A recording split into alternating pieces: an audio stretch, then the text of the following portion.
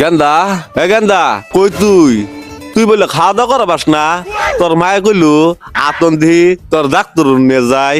কেছে কেছে আব্বা ডাহাডে কত সকে তুমি দেখতেছো না আমি মোবাইলে এই ভিডিও দেখতেছি। এই তুই মোবাইলে কি ধর সারাদিন তুই মোবাইলে পাইছত কি? আব্বা আমি মোবাইলের সানি লিওনের আর মিয়ার খলিফার ভিডিও দেখতেছি। কি এর সানি লিওন কি এর মিয়া খলিফা এডি আবার কারা? আব্বা তুমি তো আগের যুগের মানুষ, তুমি চিনবা না, আমরা এই যুগের বুলাবান আমরা চিনমু। তুমি একটু দাঁড়াও, আব্বা আমি পায়খানা থেকে আই। যা গেন্দা তাড়াতাড়ি পায়খানা করে আইস।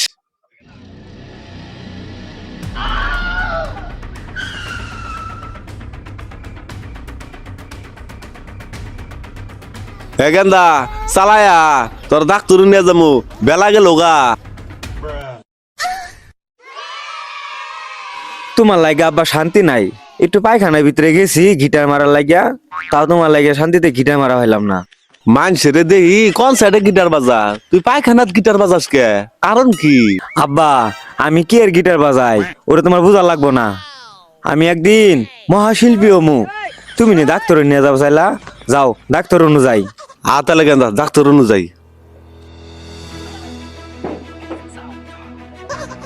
নতুন চেম্বারটা খুললা বইছি, আসার সময় দেখলাম বাহিরে অনেক রুগী।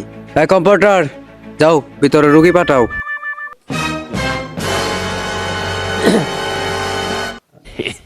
স্যার বাইরে তো রুগী একটাও নাই, সবই ফাঁকা।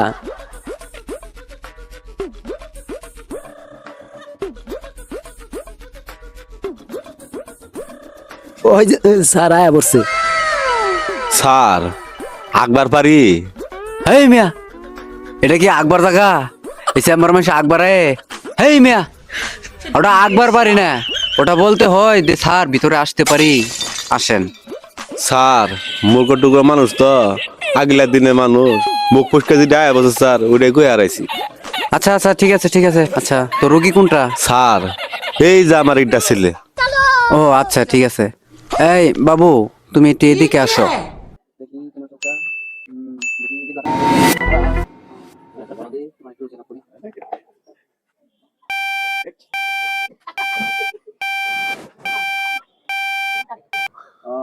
বুঝতে পারছি রূপ ধরা পড়েছে, তোমার আব্বুর ওখানে যা বসো।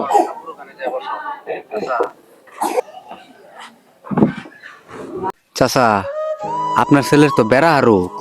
স্যার কি রোগ? আমার বলা কি রোগ হয়েছে স্যার?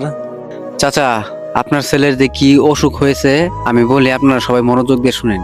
দয়া করে আপনার ছেলেমেয়ের হাতে মোবাইল তুলে দিবেন না, এতে আপনার ছেলে মেয়ে লেখাপড়ার ক্ষতি হতে পারে। সাধারণভাবে আমরা মোবাইল যে দেখি তাতে আমাদের চোখের জ্যোতি নষ্ট হতে পারে, শরীর ও মানসিক বিকাশ নষ্ট হতে পারে। আসুন আমরা সবাই সচেতন হই, স্বাভাবিকভাবে আমরা মোবাইল ব্যবহার করি। আমাদের ভিডিওটা দেখার জন্য সকলকে ধন্যবাদ। আসসালামু আলাইকুম।